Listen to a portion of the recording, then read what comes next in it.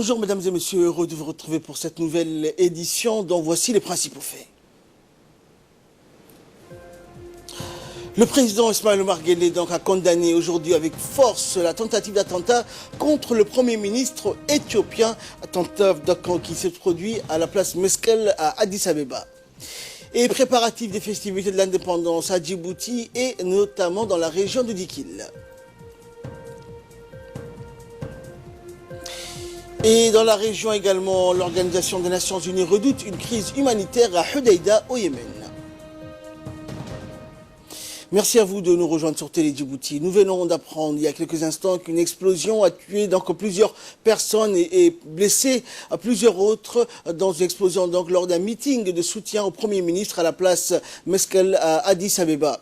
Cette explosion a semé la panique lors de ce rassemblement public en présence du Premier ministre éthiopien Abiy Ahmed Ali et devant des dizaines de milliers de personnes réunies sur la place Meskel. Abiy Ahmed venait de finir son discours et saluer la foule quand une explosion d'origine indéterminée s'est produite, provoquant un mouvement de foule vers la scène. Pour plus de précisions et nous en dire plus, Ali Abdillah est avec nous. Bonjour Ali. Bonjour Ahmad. Alors, qu'est-ce qui s'est exactement déroulé, Ali, à la place Meskel à Addis Abeba? Eh bien, le Premier ministre éthiopien Abiy Ahmed a précipitamment quitté le lieu. Pour lui, cette explosion était une tentative manquée des forces qui ne veulent pas d'une Éthiopie unie. Abiy Ahmed n'a pas désigné des responsables pour cette explosion.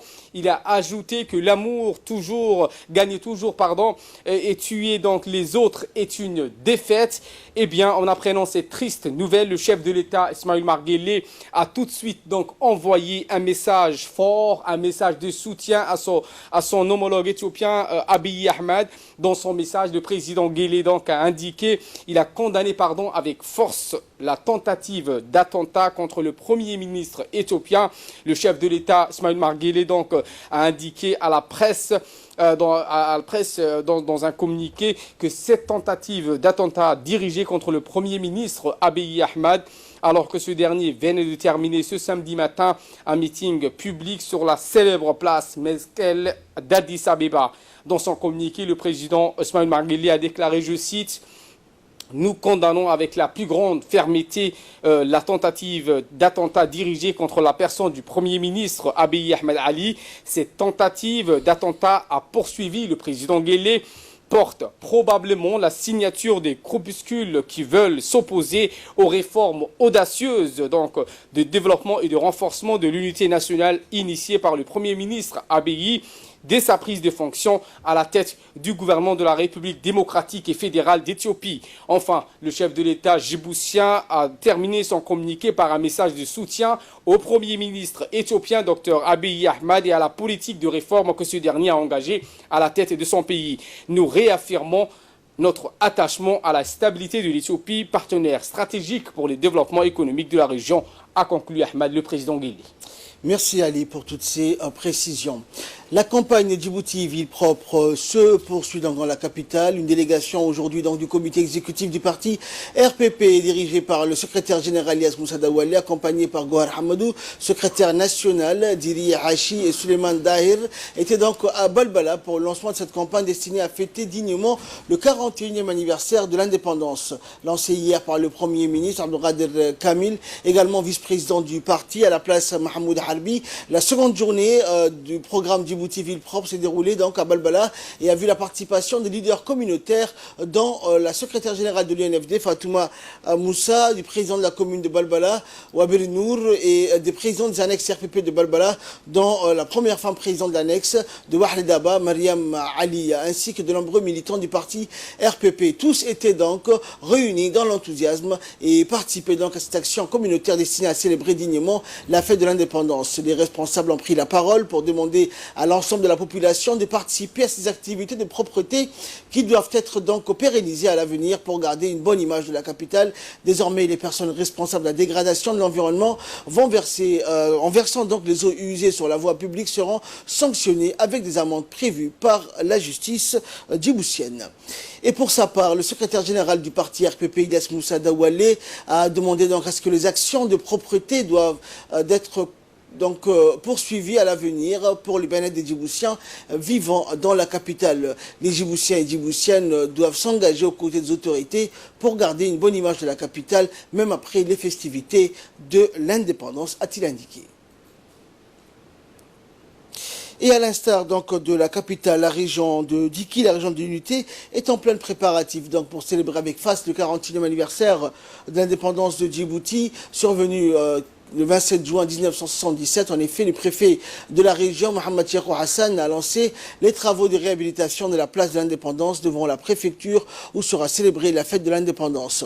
Les gros engins, les ouvriers donc sont en action pour réhabiliter cette place importante pour les cérémonies de l'indépendance en vue de la fête. Donc les artères principales de la ville de Dikil seront dégagées et des murs des façades de la ville de l'Unité sont badigeonnés aux couleurs du drapeau qui vont flotter donc dans les institutions administratives. La population de Dikil est aussi engagée aux côtés de la préfecture concernant ces préparatifs des festivités du 41e anniversaire de l'accession de notre pays à la souveraineté nationale prévue donc le 26 et 27 juin 2018. La cérémonie va regrouper l'ensemble des forces vives dans des associations des femmes, des jeunes et des autorités locales de la région de l'Unité, des parlementaires et élus de la région ainsi qu'un représentant du gouvernement. Une délégation conduite par le ministre du Travail chargé de la réforme de l'administration, Hassan Idriss Samrié, donc, participe depuis le 22 juin au Forum des Nations Unies pour le service public à Marrakech, au Royaume du Maroc. Le thème cette année est intitulé donc Transformer la gouvernance pour les réalisations des objectifs de développement durable. L'objectif principal étant de présenter les diverses approches et institutionnelles conduites par les États membres pour promouvoir les modalités de travail collaboratif et l'intégration des politiques publiques. À cet effet, le ministre du Travail n'a pas manqué de présenter tous les efforts accomplis depuis 2012 par Djibouti, notamment en matière de réforme de l'administration et la modernisation des capacités des services publics, la relance des cartes de formation de l'INAP, mais également la mise en application de la déclaration des services aux citoyens dans pratiquement 12 ministères et la médiature. Le ministre du Travail donc est accompagné dans cette mission par l'ambassadeur de Djibouti au Maroc et de son conseiller technique ainsi que du directeur de l'INAP. Le forum sera clôturé donc le 25 juin prochain par le ministre de la fonction publique et de la réforme de l'administration du Royaume du Maroc.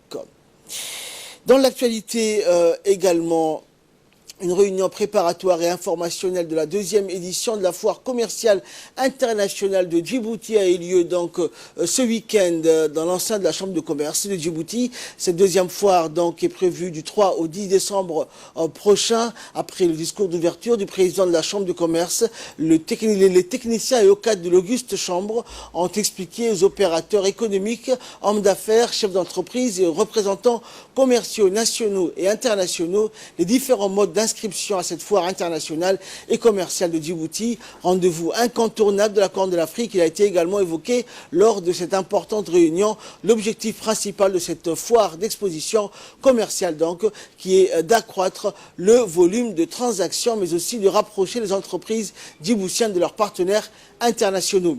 Il faut savoir que plus de 250 exposants et 11 000 visiteurs sont attendus.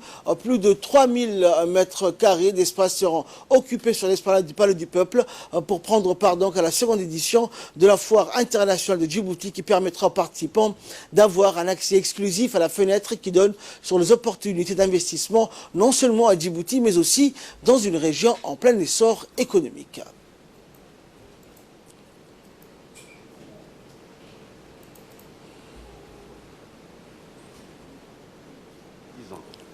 D'existence de cette institution, les élus et moi-même avions souhaité organiser, au-delà des festivités, des événements de promotion des entreprises, d'animation de la place commerciale djiboutienne. Et l'Union de la presse francophone donc, a organisé jeudi matin donc, au Centre technologique pour l'innovation et de développement, une cérémonie de remise de cartes de presse UPF à ses membres. Une dizaine de membres de l'UPF donc Djibouti ont reçu leurs cartes des mains du président de cette organisation, Kendid Ibrahim Hussein, et du directeur du CETI, Samatar Abdi Osman. À cette occasion, donc, a été lancée aussi une future collaboration entre le CETID et l'UPF Djibouti en vue de former les professionnels des médias djiboutiens sur les nouvelles technologies de l'information et de la communication. Rappelant donc que la carte de presse UPF facilitera le travail des professionnels des médias djiboutiens ici à Djibouti, mais aussi lors de leur déplacement dans les pays étrangers. Les membres récipiendaires de cette carte se sont réjouis de ce précieux document qui va leur faciliter donc le travail, leur quotidien professionnel. Et le directeur du CETID, Samantha Abdi, a effectué donc une brève présentation de son centre qui a pour vocation d'accompagner les porteurs de projets axés sur les nouvelles technologies. Dans divers domaines, dans le domaine d'éthique, comme il a été dit, mais également dans les domaines de développement durable, les services, en fait tous les domaines sur lesquels l'économie de Djibouti se repose. Et quoi de mieux que le journaliste pour relater un peu tous ces talents, pour les faire rayonner à l'échelle locale et à l'échelle internationale. Je pense que c'est une très bonne opportunité qui s'offre aussi au CTID parce que nous essayons de, comme il a été dit, de former les talents djiboutiens et je pense qu'ils vont profiter du travail de l'UPF. Et dans une déclaration faite à l'occasion de cette cérémonie, le président du IPF Djibouti, Kendid Ibrahim, a encouragé les autres membres de la presse nationale à acquérir cette carte professionnelle tout en annonçant que son organisation va multiplier les formations et les stages pour mieux outiller le personnel des médias nationaux. On l'écoute. Donc c'est une cérémonie et la première du genre qui va va permettre à un premier groupe de nos adhérents de recevoir les cartes UPF 2018. Comme vous le savez, cette carte est précieuse. Elle va vous permettre d'exercer votre métier ici à Djibouti, mais aussi si vous êtes amené à vous déplacer dans d'autres pays, elle est valable partout dans le monde. Et à l'instar du reste du monde, la République de Djibouti a célébré le 20 juin dernier la journée mondiale des réfugiés à Obok, plus précisément au camp Markazi. Cette année, le thème retenu pour commémorer cette journée est le même que l'an passé, s'intitule « Être avec les réfugiés ». En cette journée donc dédiée aux réfugiés, la population des autorités obokoises qui accueillent donc les réfugiés yéménites ont participé donc en masse à la fête organisée en leur honneur à l'occasion de la journée mondiale des réfugiés. Des chants et danses traditionnelles, mais aussi des sketchs et des messages de remerciement des représentants des réfugiés ont été adressés au président et au peuple djiboutien et à la population obokoise pour l'accueil et la solidarité envers les réfugiés installés au camp Markazi d'Obok. La République de Djibouti a honoré donc tous les engagements énoncés par le chef de l'État visant à garantir les droits fondamentaux des réfugiés. Ainsi, la loi portant statut des réfugiés en République de Djibouti a été promulguée le 5 janvier 2017 et ces deux décrets d'application ont été signés le 7 décembre 2017. Ce nouveau cadre légal permet aux réfugiés d'avoir accès aux services sociaux de base tels que l'éducation, la santé ou encore l'emploi. À la pointe de la protection et la recherche de solutions durables en faveur des réfugiés. Nous sommes Djiboutiens et fiers de partager avec nos frères et sœurs tourmentés par la guerre et la catastrophe nos ressources, notre paix sociale et notre solidarité à toute épreuve. Pour notre part, on reste persuadé que nous serons toujours des acteurs majeurs dans le travail noble d'accueil et de reprise en charge des réfugiés. Je souhaite une excellente journée à nos amis réfugiés. Je leur représente mes vœux les plus chers pour un avenir plus serein, sous auspice de paix, de sécurité, de prospérité, ici, partout, ailleurs, à travers le monde.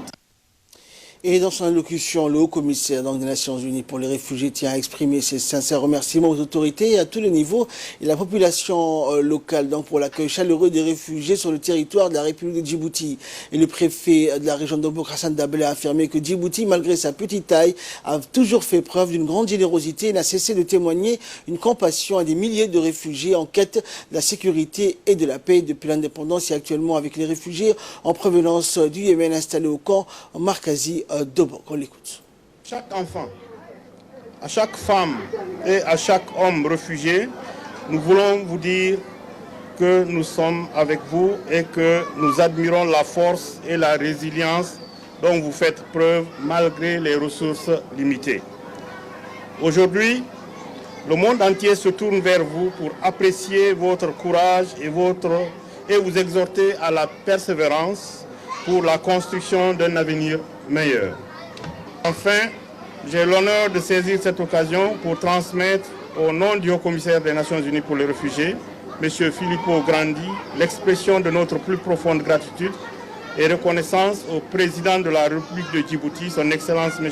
Ismaël Oumar Guelleh, au gouvernement ainsi qu'au peuple de la République de Djibouti pour l'hospitalité légendaire et la générosité offerte aux réfugiés.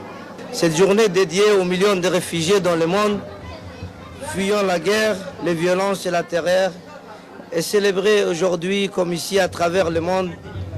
Ceci est une façon de connaître et d'honorer les réfugiés comme une personne exceptionnelle.